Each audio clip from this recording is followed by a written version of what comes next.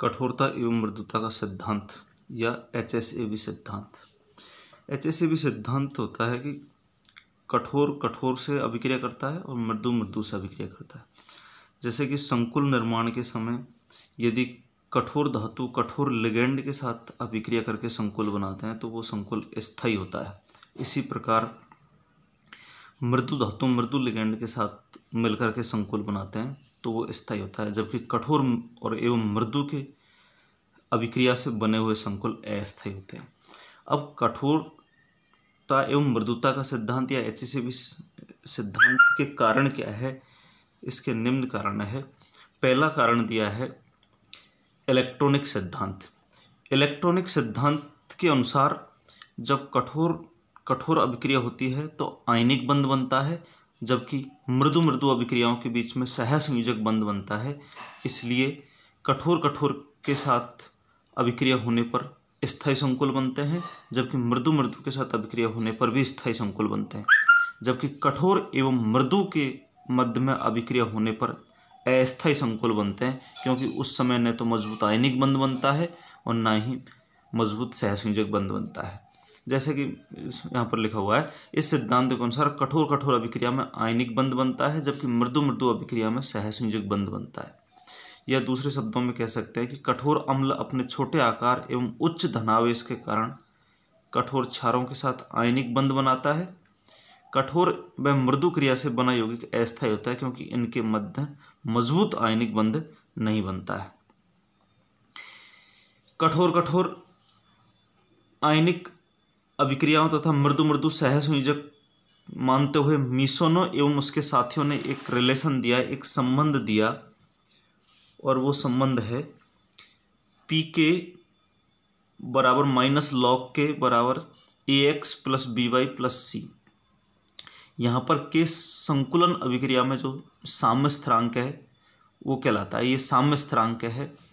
X Y ये धातु के पैरामीटर है, A B लिगेंड के पैरामीटर है और C एक कांस्टेंट है, जिससे सभी के मान लगभग एक जैसे प्राप्त हो जाए।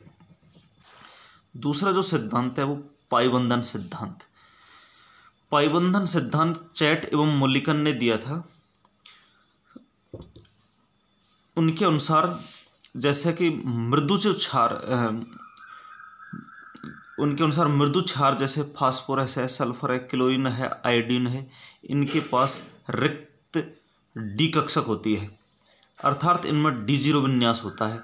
इसी प्रकार मृदु जो अम्ल है उनमें D10 विन्यास होता है, या हम कह सकते हैं कि उनमें डी कक्षक भरी होती है। जब मृदु अम्ल और मृदु क्षार एक दूसरे के संपर्क में आते हैं तो आपस में डी कक्षकों के अतिव्यापन से एक मजबूत सहसंयोजक बंध का निर्माण करते हैं। जैसा कि ये जो लिगेंड है जिनके पास रिक्त डी कक्षक है और जो धातु है उनके पास भरी हुई डी कक्षक है, जब एक दूसरे के संपर्क में आएंगे तो डी पाई अतिव्यापन करके मजबूत बंध का निर्माण करते हैं।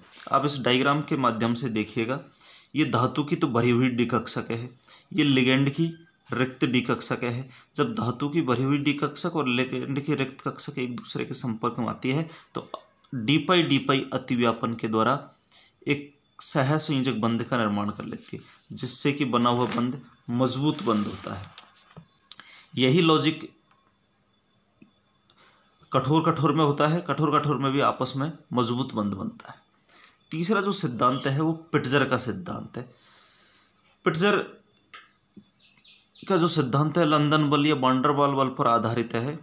वो ये कहता है कि यदि संकुल में परमाणुओं या समूहों के मध्य में जितना ज़्यादा वांडरवाल फोर्स होगा वो संकुल उतना ही ज़्यादा स्थायी होगा। ये तीन कारण है, एक तो इलेक्ट्रॉनिक सिद्धांत, एक पाइबंधन सिद्धांत और एक पिट्जर सिद्धांत, जो कि HSAB सिद्धांत के पक्ष में एविडेंस है, प्रमाण है। नेक्स्ट है विद्युत ऋणात्मकता एवं कठोरता मृदुता, अर्थात विद्युत ऋणता का कठोरता एवं मृदुता से क्या संबंध होता है।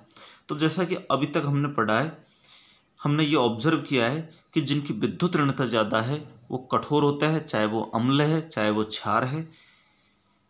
इसी प्रकार जिनकी विद्युत ऋणता कम होती है वो मृदु होते हैं, चाहे वो अम्ल हो चाहे क्षार हो। जैसा हम उदाहरण के रूप में देखें, लिथियम प्लस और सोडियम प्लस, इनकी विद्युत ऋणता अधिक है। इनकी विद्युत ऋणता अधिक है इसलिए ये कठोर अम्ल है।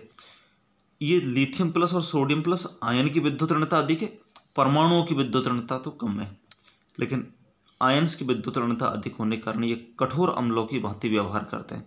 इसी प्रकार कॉपर प्लस और सिल्वर प्लस, अर्जेंटम प्लस, इनकी विद्युत ऋणता कम है। विद्युत ऋणता कम इसलिए क्योंकि इनका आयनन विभव कम है। विद्युत ऋणता कम होने के कारण ये मृदु अम्ल की भांति व्यवहार करते हैं। इसी प्रकार फ्लोराइड है, ऑक्साइड है, इनकी विद्युत ऋणता ज़्यादा है इसलिए ये कठोर है, जबकि आयोडाइड है, सल्फाइड है, इनकी विद्युत ऋणता कम है इसलिए ये मृदु है। अर्थात कठोरता एवं मृदुता का विद्युत ऋणता से रिलेशन है। ऐसा माना गया है कि जिनकी विद्युत ऋणता ज़्यादा है वो कठोर है और जिनकी विद्युत ऋणता कम है वो मृदु की श्रेणी में आते हैं। नेक्स्ट जो आता है पियर्सन पोलिंग विरोधाभास। पियर्सन, जैसा कि हमने अभी पढ़ा, पियर्सन ने तो HSAB सिद्धांत दिया है और HSAB सिद्धांत ये कहता है कि कठोर कठोर और मृदु मृदु अभिक्रिया से जो संकुल बनते हैं वो स्थायी होते हैं, जबकि पोलिंग ये कहता है कि बंध बनाने वाले या जुड़ने वाले परमाणुओं समूह में जितना ज़्यादा विद्युत ऋणता में अंतर होगा उतना ही ज़्यादा स्थायी संकुल का निर्माण होगा। आप एक उदाहरण से देखिएगा, ये सीजियम फ्लोराइड, सीजियम फ्लोराइड की यदि विद्युत ऋणता में अंतर दिखे संकुल में तो इनमें बहुत ज़्यादा अंतर है। सीजियम फ्लोरीन की विद्युत ऋणता तो 4.0 है, सीजियम की 0.7 है, तो दोनों में अंतर 3.3 आ जाता है।